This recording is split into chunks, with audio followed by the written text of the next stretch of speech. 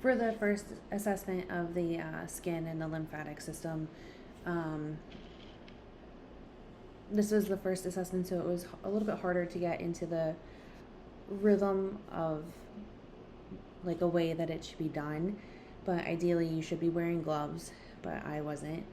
Um, Even though the patient is still my husband, I felt like it was still awkward. It's not as natural, so it's like harder to remember some things. Um, it was difficult for me to get the whole picture, like in the frame of the camera. I found that hard to do, so you could see everything. Um, the patient didn't have any moles or anything, so I didn't have to describe it or do the ABCDs or ask when the mole presented itself or when they noticed it.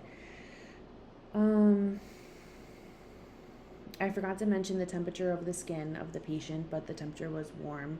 His skin was intact. It was warm to touch. There were no abnormalities of it. When I did the lymph nodes in the armpit, I forgot to ask the patient if he had any range of motion pain or arm pain before asking him to lift up his arm.